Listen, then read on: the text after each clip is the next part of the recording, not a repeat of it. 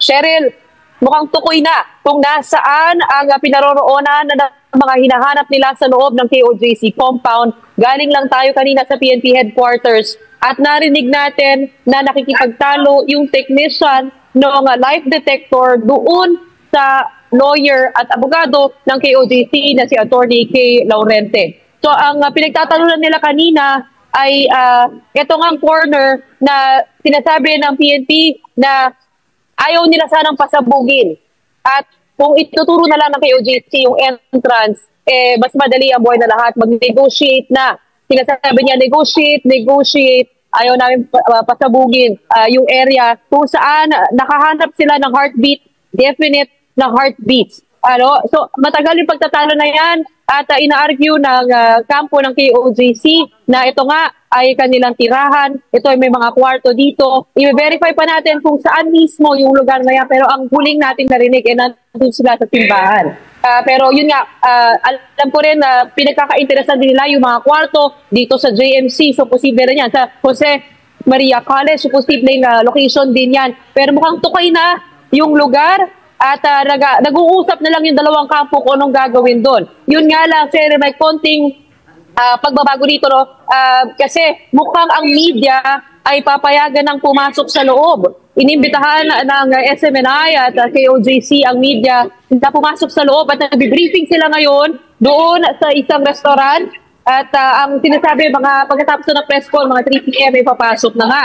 So, inaantay na lang natin. Pero dito mismo sa entrance, sa entrada ng KOJC, nakakita na tayo ng Special Action Forces. May mga pumasok na staff. At kanina nga, doon kami galing sa PNP, may mga tumakbong pulis.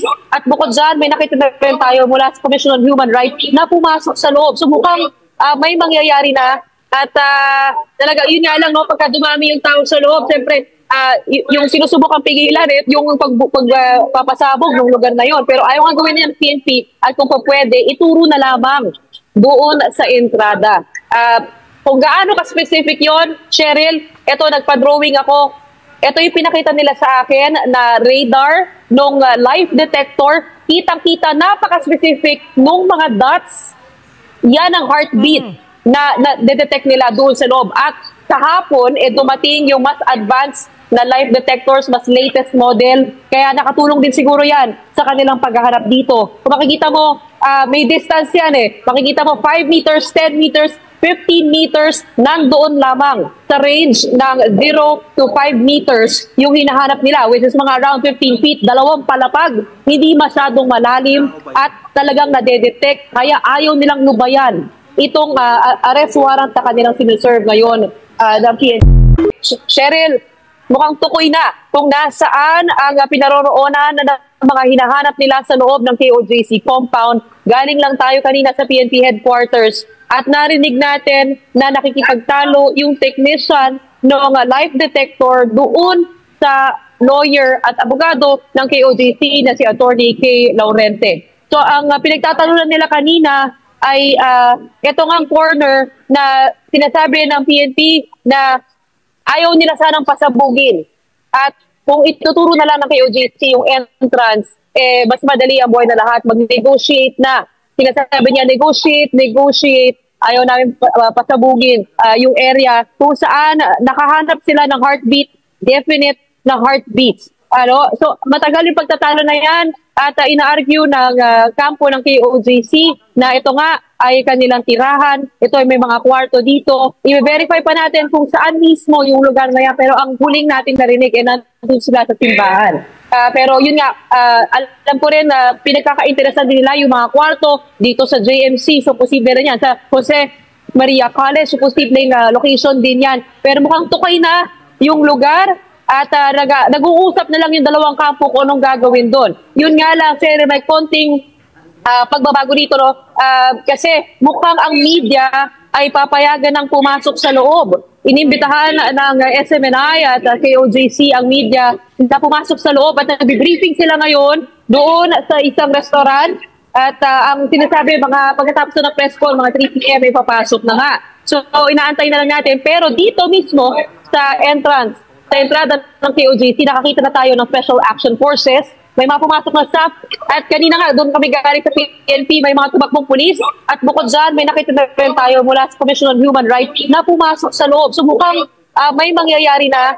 At talaga, yun nga lang, no, pagka dumami yung tao sa loob, siyempre, yung sinusubukang pigilan, yung pagpapasabog ng lugar na yon. Pero ayaw nga gawin ng PNP at kung pa pwede, ituro na lamang doon sa entrada. Kung gaano ka-specific yon, Cheryl, eto, nagpa-drawing ako.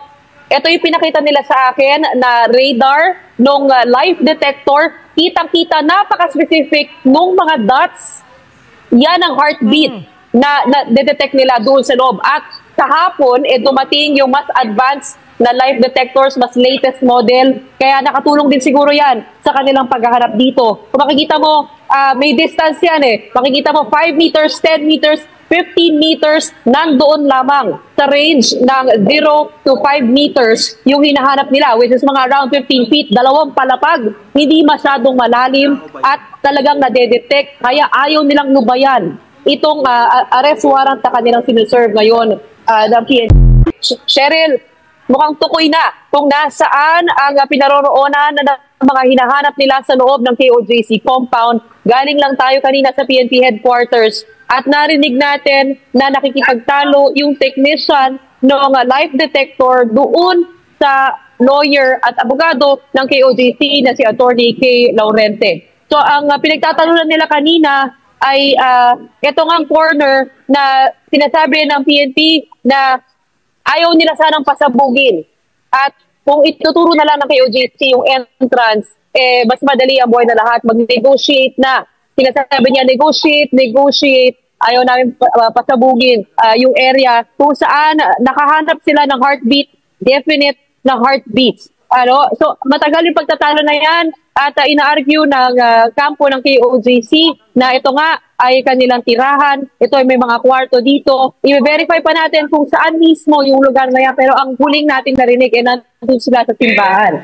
Pero yun nga, alam ko rin na pinagkakainteresan din nila yung mga kwarto dito sa JMC. So posible rin yan. Sa Jose Maria College, so posible yung location din yan. Pero mukhang tukay na yung lugar at nag-uusap na lang yung dalawang kampo kung anong gagawin doon. Yun nga lang, sir, may konting pagbabago dito, no? Kasi mukhang ang media ay papayagan ng pumasok sa loob. Inimbitahan ng SMNI at KOJC ang media na pumasok sa loob at nag-briefing sila ngayon doon sa isang restaurant at ang sinasabi pagkatapos ng press call, mga 3 p.m. ay papasok na nga.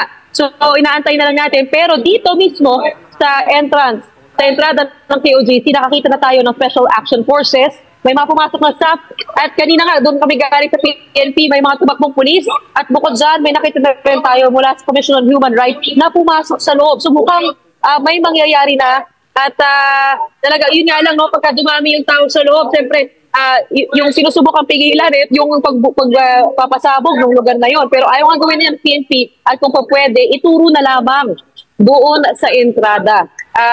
Kung gaano ka-specific yon, Cheryl, ito, nagpa-drawing ako. Ito yung pinakita nila sa akin na radar nung life detector. Kitang-kita, napaka-specific nung mga dots.